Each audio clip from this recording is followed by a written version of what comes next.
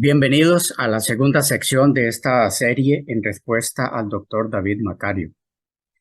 En esta ocasión indagaremos un poco respecto a la idea del doctor Macario en cuanto a que las diferencias entre la persona de Jesús y nosotros en lo que a la naturaleza humana se refiere, incapacitan al creyente en Cristo para vivir completamente como Él vivió, sin pecar.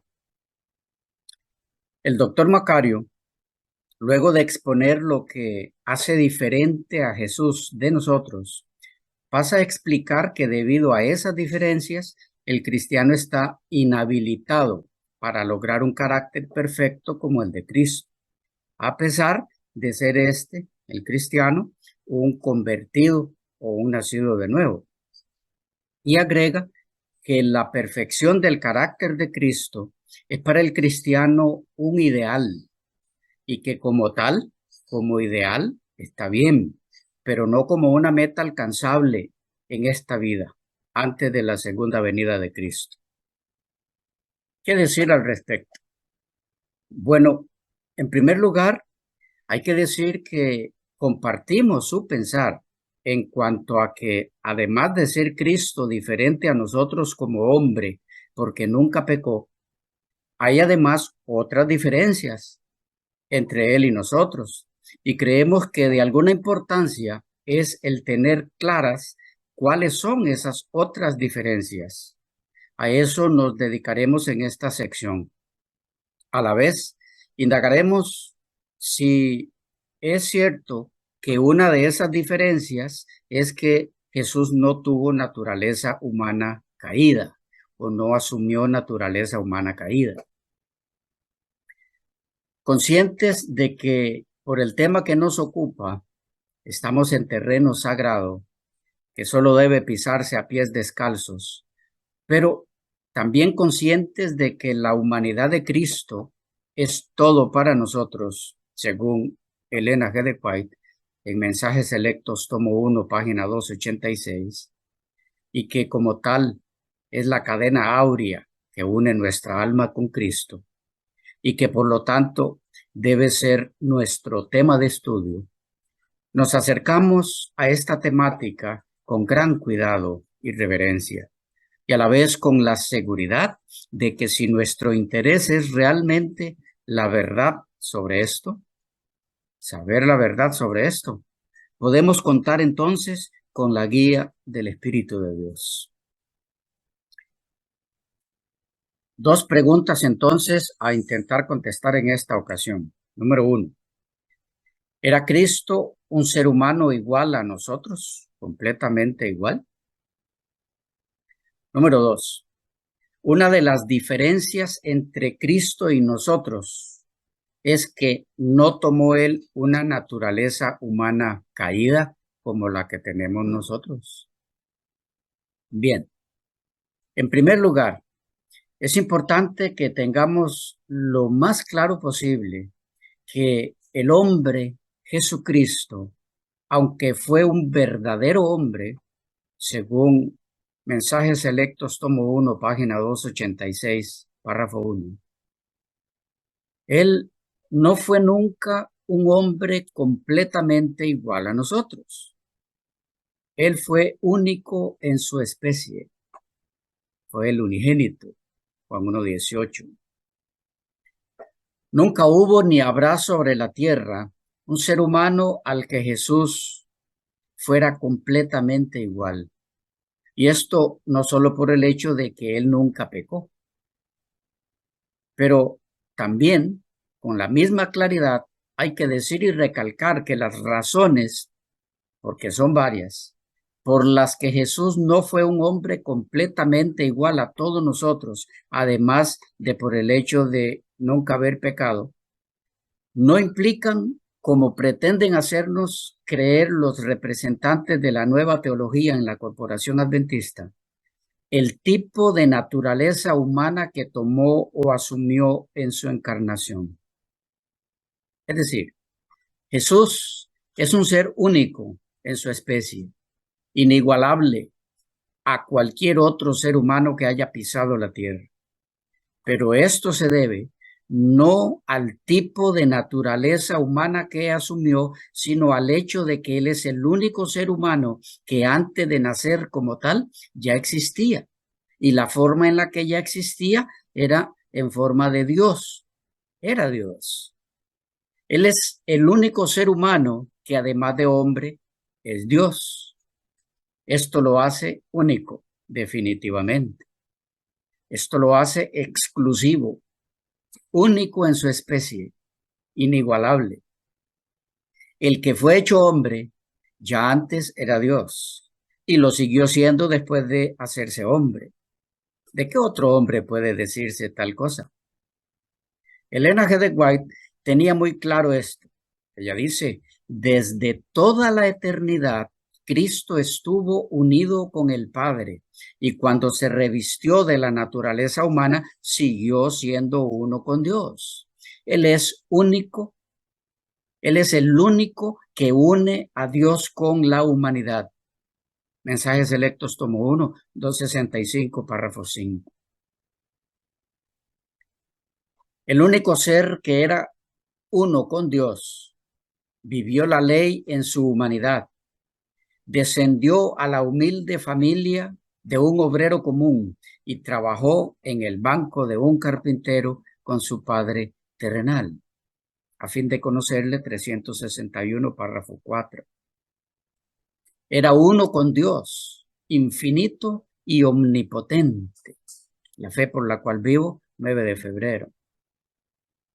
Ahora bien, ¿significa esto que lo único que hace a Cristo un ser diferente a nosotros es el hecho de que Él es el único que, además de ser hombre, también es Dios?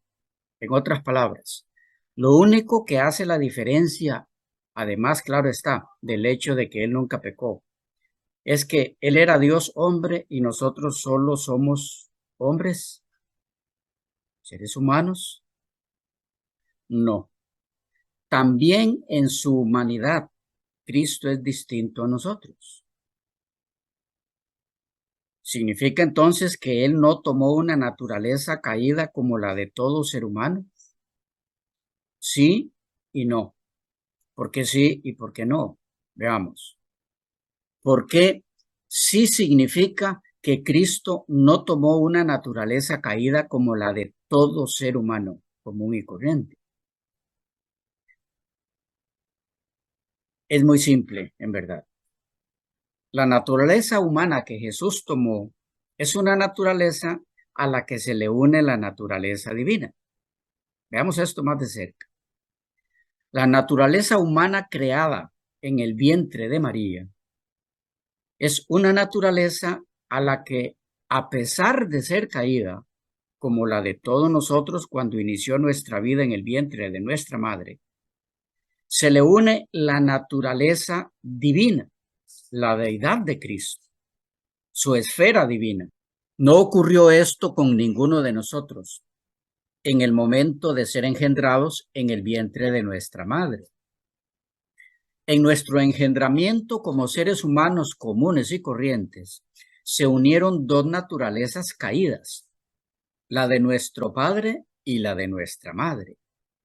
Pero en el engendramiento de Cristo, se unieron también dos naturalezas, pero de distinta especie. Una caída, la de María, y una divina, la de la segunda persona de la deidad. Y esta unión la realizó el Espíritu Santo. A partir de ahí, Jesús es un ser único en su clase. Es el único ser humano en el que se efectúa, en el que se une la naturaleza divina con la naturaleza humana desde su engendramiento. La escritura es clara en cuanto a esto. Gálatas 4:4 nos dice, hablando de la naturaleza a la que fue unida la naturaleza divina en el caso de Jesús en su engendramiento, dice, nacido de mujer. Sobre esta expresión, F.F. Bruce, en su comentario a Gálatas, nos dice que La expresión paulina se aplica a cualquiera nacido de mujer. Howard F. Booth, también en su comentario a Gálatas, dice: en el momento más oportuno, Dios envió a su Hijo. Dios tomó la iniciativa según un plan divino. Él envió a su Hijo con la misión de proveer la salvación. El hecho de que Él envió a su Hijo demuestra la preexistencia del Hijo, tomando una forma humana a fin de poderse identificar con la humanidad caída. El Hijo nació de mujer. Guillermo Hendrickson aporta que Juan el Bautista también nació de mujer, y lo mismo sucede con todos, con la excepción de Adán y Eva. A.T. Robertson, en comentario al texto griego del Nuevo Testamento, dice que nacido de mujer significa como lo son todos los hombres y por tanto verdaderamente humano, proveniente de mujer. Luis Bonnet y A. Alfredo Schroeder, en comentario del Nuevo Testamento, Epístolas de Pablo, dice: nacido de mujer, término que indica su perfecta humanidad, y cita Job 14:1. Y continúa diciendo: ha debido ser en todas las cosas semejante a sus hermanos. Alba Hovey, en su comentario expositivo del Nuevo Testamento, dice que esta cláusula, nacido de mujer, llama la atención a su genuina humanidad. Fue verdadero hombre. Su naturaleza humana, dice él, fue derivada de la estirpe común. Bien, como puede verse, nacido de mujer implica naturaleza humana caída, como la de cualquier otro ser humano descendiente de Adán. De paso, lo mismo se dice de otras personas, del hombre en general, Job 14:1 y 14, Job 25:4, de Juan el Bautista, Mateo 11:11. De él, el propio Jesús dijo: os digo que entre todos los nacidos de mujer, no hay otro mayor profeta que Juan el Bautista, Mateo 7:28. Que esta frase abarca, incluye a todo ser humano descendiente de Adán, lo tenía muy claro Elena G. de White. En La Educación leemos: nunca fue tan fieramente perseguido por la tentación otro ser nacido de mujer. Y esa es la razón, amados hermanos, por la que tenemos de ella, entre muchas declaraciones, algunas como las siguientes. A pesar de que los pecados de un mundo culpable pesaban sobre Cristo, a pesar de la humillación que implica el tomar sobre sí nuestra naturaleza caída, la voz del cielo lo declaró Hijo del Eterno. Todas las fuentes pueden tenerlo luego en el material en PDF que estará disponible también junto con este video. Los ángeles se postraron delante de él, ofrecieron sus vidas. Jesús les dijo que mediante la suya salvaría a muchos y que la de un ángel no podía pagar esa deuda. Solo su vida podía ser aceptada por su Padre como un rescate en favor del hombre. Les dijo que desempeñarían un papel, que estarían con él en diferentes oportunidades para fortalecerlo, que tomaría la naturaleza caída del hombre y que su fortaleza ni siquiera se igualaría a la de ellos. Esta última es de Historia de la Redención, 44, párrafo 2, y la anterior, El deseado de todas las gentes, 86:6. La que sigue está en Mensajes Selectos, tomo 3, 151, párrafo 2. Dice: Aunque no tenía ninguna mancha de pecado en su carácter, condescendió en relacionar nuestra naturaleza humana caída con su divinidad. Al tomar sobre sí mismo la humanidad, honró la humanidad. Al tomar nuestra naturaleza caída, mostró lo que ésta podría llegar a ser si aceptaba la amplia provisión que él había hecho para ello, si llegaba a ser participante de la naturaleza divina.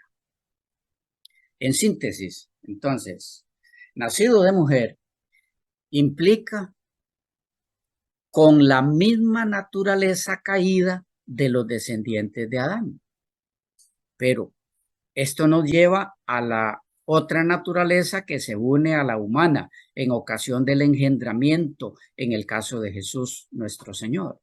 Es decir, la naturaleza humana que Jesús asumió fue una naturaleza caída, sí, pero a la que se le une en ese mismo momento del engendramiento la naturaleza divina de Cristo, quedando convertida la naturaleza humana caída desde ese mismo instante de su unión con la divina en una naturaleza caída pero regenerada, una nueva naturaleza. Esto no ocurrió nunca con ningún ser humano, ni ocurrirá. Esto hace a Jesús único en la naturaleza humana que tuvo desde su engendramiento. Y porque esto es así, tal situación lo convierte a él en el único ser humano que, aunque teniendo naturaleza humana caída, no pecó nunca. ¿Por qué? ¿Porque no tenía naturaleza humana caída? No, sino porque a esa naturaleza humana caída estaba unida la naturaleza divina desde su mismo engendramiento. Estamos hablando de dos situaciones muy distintas en relación a nosotros. Repitiendo el concepto. 1. Jesús tomó naturaleza humana caída como la de cualquier descendiente de Adán. Él fue nacido de mujer. 2. En el mismo instante en el que él toma esa naturaleza humana, une a esta su naturaleza divina, su deidad, a través de la obra del Espíritu Santo. 3. Siendo que esto fue desde su engendramiento, Jesús nunca tuvo naturaleza caída no regenerada. Y esto lo hace diferente a todo ser humano no regenerado. Ahora bien, ¿significa esto que entonces, por lo ya dicho, él en su naturaleza humana fue distinto a todo ser humano? Veamos. ¿Por qué sí? Porque la unión de su naturaleza divina con la humana caída desde su mismo engendramiento lo equipó a él, lo capacitó para no pecar nunca. Y por eso fue precisamente que nunca pecó. Su naturaleza humana caída regenerada nunca se desligó o se separó de la naturaleza divina, y esta unión imposibilita el pecado. En palabras de Elena G. de White, su vida es una afirmación de que la humanidad, en combinación con la divinidad, no peca. Ministerio de Curación 136.1. Y que esto es una realidad también en los nacidos de nuevo, lo veremos más adelante. Pero volviendo al punto, la razón por la que Cristo nunca pecó está en que su humanidad nunca actuó fuera, aparte, independiente, desligada de la divinidad. Y aquí hay que aclarar lo siguiente. Aunque Jesús dependió siempre para todo acto y pensamiento en su vida de su unión con la divinidad, esa divinidad de la que él dependió para no pecar no fue la propia, sino la del Padre. Lo que significa que aun cuando lo que unió a la humanidad que asumió fue su propia divinidad, él no usó su divinidad propia para no pecar, para vencer la tentación. Para tales efectos, él dependió siempre del Padre. Así lo dijo él, Juan 8:28. Nada hago por mí mismo, sino que según me enseñó el Padre, así hago. Juan 8:29. Porque el que me envió conmigo está. No me ha dejado solo el Padre, porque yo hago siempre lo que le agrada. Juan 5:30. No puedo yo hacer nada por mí mismo, porque no busco mi voluntad, sino la voluntad del que me envió. Y en muchos otros casos más que conocemos. Elena G. de White lo dijo así: no ejerció en favor suyo poder alguno que no nos sea ofrecido generosamente. Como hombre hizo frente a la tentación y venció en la fuerza que Dios le daba. Hablamos del deseado de todas las gentes, página 15, párrafo 3. Sigue diciendo ella: en Cristo el clamor de la humanidad llegaba al Padre de compasión infinita. Como hombre suplicaba al trono de Dios hasta que su humanidad se cargaba de una corriente celestial que conectaba a la humanidad con la divinidad. Por medio de la comunión continua recibía vida de Dios a fin de impartirla al mundo. Su experiencia ha de ser la nuestra. Mismo libro, página 330, párrafo 3. Siguiente. Dejando a un lado su manto real y su corona regia, vino a la tierra como hombre. Fue tentado en todas las cosas como el hombre es tentado, pero ni una sola vez dejó de seguir el sendero que había escogido. Fue guardado por el poder de Dios, sostenido por aquel que será el ayudador de todos los que le aman y guardan sus mandamientos. Alza tus ojos, 90, párrafo 4. Siguiente. La obediencia de Cristo a su Padre fue la misma obediencia que se requiere del hombre. El hombre no puede vencer las tentaciones de Satanás sin un poder divino que pueda combinar con sus potencialidades humanas. Así sucedió con Jesucristo. Él podía confiar en el poder divino. No vino a nuestro mundo a dar la obediencia de un Dios menor a un Dios mayor, sino como hombre para obedecer la santa ley. Y de esta manera Él es nuestro ejemplo. El Señor Jesús vino a nuestro mundo no a revelar lo que Dios podía hacer, sino lo que un hombre podía hacer mediante la fe en el poder de Dios para ayudar en toda emergencia. El hombre, mediante la fe, ha de ser participante de la naturaleza divina y debe vencer toda tentación con que sea tentado. Leímos de nuestra elevada vocación, 50, párrafo 3. Siguiente. El Hijo de Dios se había entregado a la voluntad del Padre y dependía de su poder. Tan completamente había anonadado Cristo al yo que no hacía planes por sí mismo, aceptaba los planes de Dios para él y día a día el Padre se los revelaba. De tal manera debemos depender de Dios, que nuestra vida sea el simple desarrollo de su voluntad. Deseado de todas las gentes, 178, párrafo 3. La siguiente dice: como uno de nosotros, participante de nuestras necesidades y debilidades, dependía enteramente de Dios y en el lugar secreto de oración buscaba fuerza divina a fin de salir fortalecido para hacer frente a los deberes y las pruebas. Deseado de todas las gentes, 330, párrafo 2.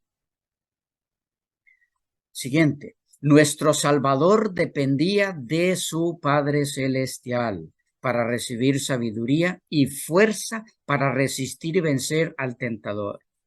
El espíritu de su Padre Celestial animaba y regulaba su vida. Era impecable. La virtud y la pureza caracterizaron su vida.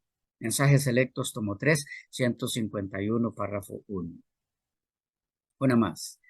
Mientras llevaba la naturaleza humana, hablando de Cristo, dice, dependía del Omnipotente para su vida. En su humanidad se aferraba de la divinidad de Dios, y cada miembro de la familia humana tiene el privilegio de hacer lo mismo. Leímos de Maranata, el Señor viene, 311, párrafo 7. Bien, aclarado el hecho de que Jesús nuestro Señor no dependió de su naturaleza divina para vencer el pecado, sino del Padre, podemos ver entonces por qué Jesús era diferente al ser humano caído y común. Dicho en otras palabras, porque Él fue el único ser humano de naturaleza caída al que se une la divinidad desde su mismo engendramiento. Como decíamos, esto lo hace, además del hecho de ser Dios y de que nunca pecó, único en su clase. Nunca ha habido ni habrá un ser humano igual a él. La naturaleza humana del hombre Jesucristo nunca existió desligada de la divinidad. Desde el primer instante que él existió como hombre, era a la vez Dios. Esto lo hace único. Además del hecho, insistimos, de que nunca pecó. En resumen, Cristo es distinto a nosotros porque, uno, siempre fue un humano que a la vez era Dios. Dos, porque su humanidad nunca cortó relación con la divinidad y por eso nunca pecó. Pero aún tenemos pendiente el por qué es incorrecto el concepto que transmite la idea de que la razón por la que Jesús era diferente a nosotros es por no haber tomado una naturaleza caída. ¿Dónde está el problema con esa idea? Sí, pero es que yo la cambié. Bueno, pero aún tenemos pendiente el por qué es incorrecto el concepto que transmite la idea de que la razón por la que Jesús era diferente a nosotros es por haber tomado una naturaleza no caída. ¿Dónde está el problema con ese concepto, con esa idea? Repito, el de decir que lo que hace diferente a Jesús de nosotros es el que tomó una naturaleza no caída. ¿Cuál es el problema de ese concepto? El tiempo se nos fue. Intentamos contestar eso en la próxima sección.